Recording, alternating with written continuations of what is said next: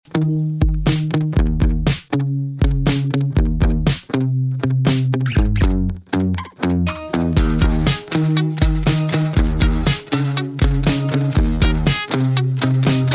is the Segovia Show.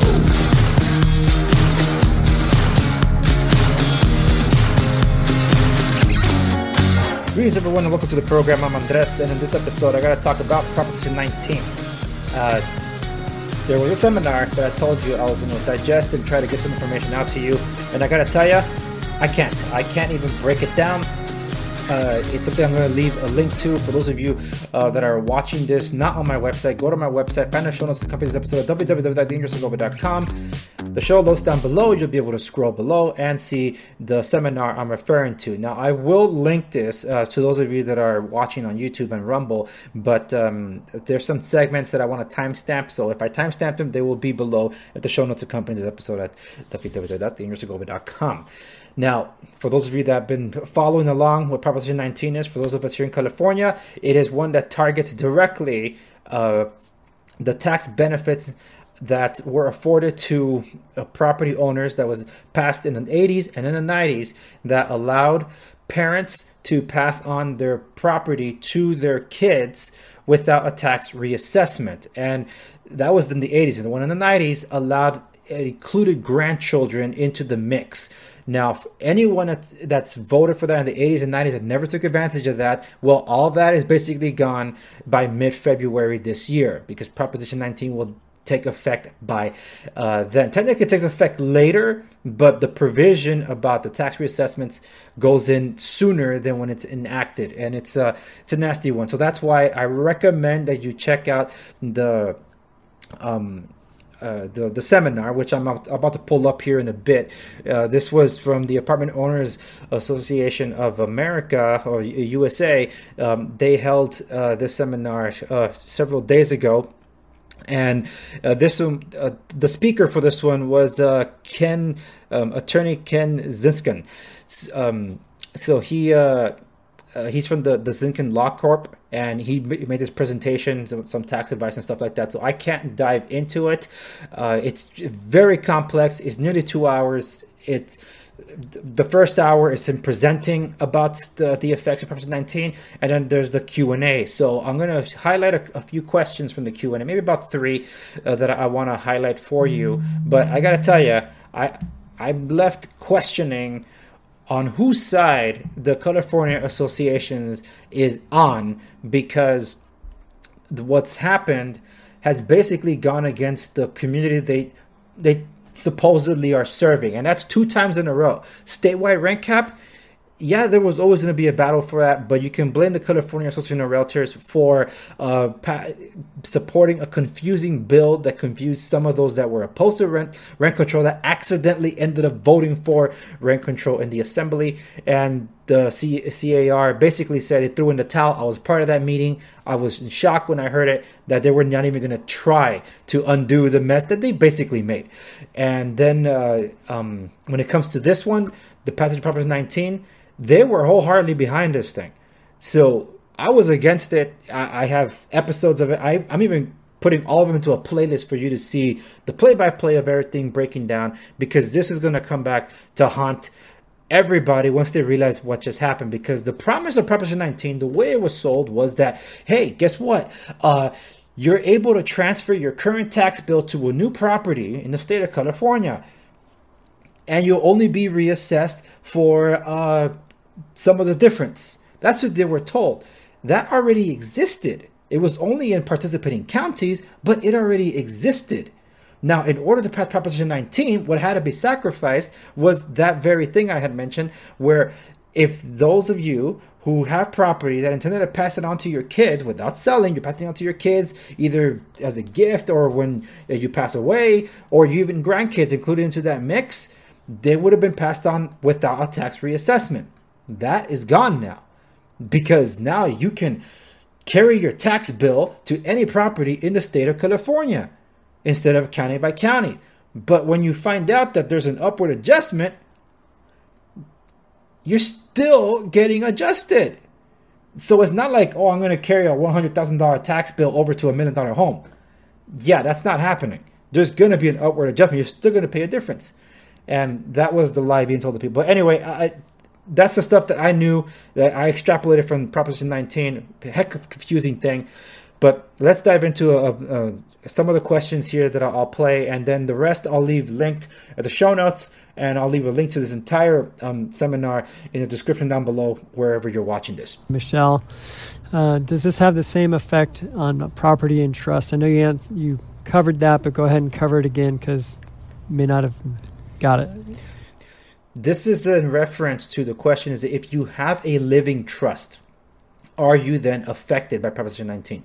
If the property's in your revocable trust, Prop 19 is going to attack transfers after you pass away, unless you're going to die on or before February 15th of this year. If we put the property in a non-revocable trust, either one of those incomplete grantor trusts that I talked about, or we do more advanced estate planning trusts, which are designed to take the property out of your estate, then you can lock in the current property tax exemptions, even though the property will remain in trust and doesn't have to be transferred directly into the hands of your children. For property tax purposes, California generally ignores a trust and treats the property in a trust as being owned by the current beneficiaries. Okay, great. Here's one from Facebook. It's Patricia. And it says, it seems that regardless of Prop 19 or not, it's always a good thing to do estate planning anyway, correct? What's the difference in the estate planning if Prop 19 is in place today? Okay. Like, let's say it was after the February 15th date there. Like, how would that be different? The main difference is that for purposes of preserving the parent-child exclusion from property tax, you actually have to make a transfer that will be deemed to transfer the property to your children for property tax purposes, which is not necessarily for every purpose, but for property tax purposes, you have to make that transfer by February 15th. If you don't make it by February 15th, when the property ultimately transfers to your children, all of the property will be reassessed for property tax purposes. And if you've got a low assessment relative to market value, that's going to be very expensive to your children. Okay, great. And here's an interesting question that Harvey has on YouTube. Besides children, does this apply to a sister and or her children? It sounds... That's a question I'm going to skip over. I think it's this one that I wanted to share. Oh, no, that is the same question. Let me see.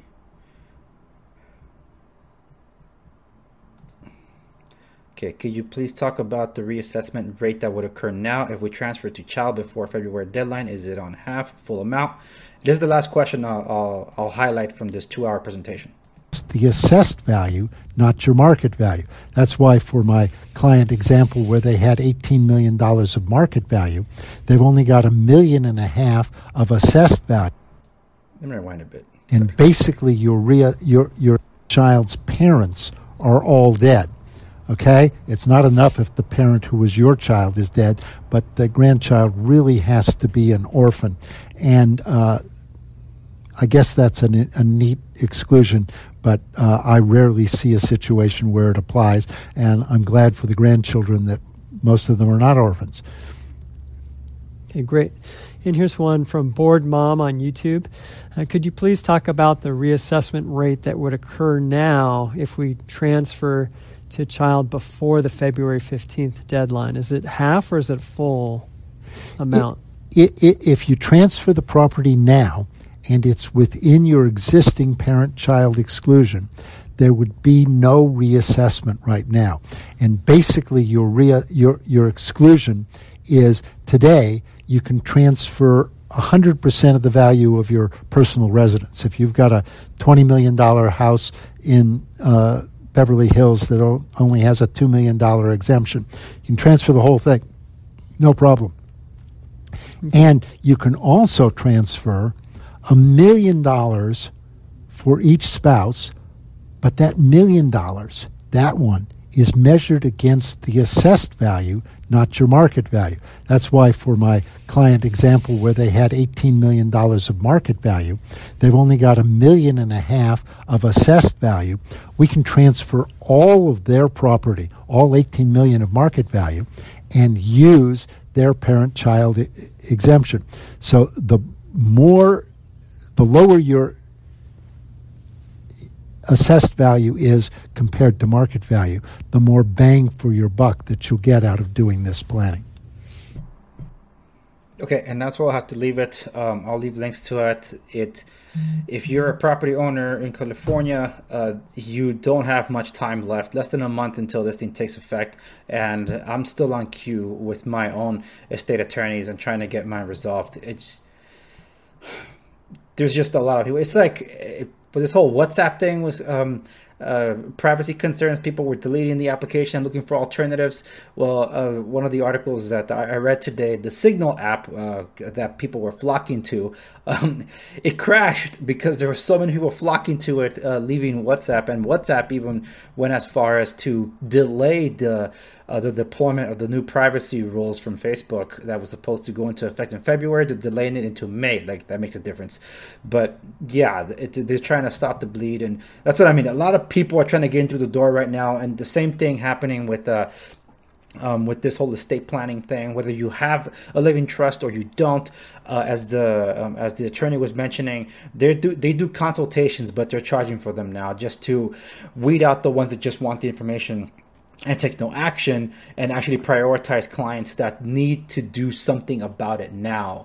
So anyway, this is something that is definitely worth your while, especially if you own property in the state of California, particularly those that are considerably older, that have a low assessment value, that, hey, if it's coming of age, it's going to cost quite a bit. It's going to be devastating to your heirs. But anyway, that's where I'll leave it. Thank you so much for watching. Check out my stuff. My real estate resources can be found at www.segoviares.com. That was this website. And for anything and everything related to me regarding the show and content that I do, that's www.theandrewsegovia.com. I'll be leaving show notes and the links for all of this, and you can check it out then.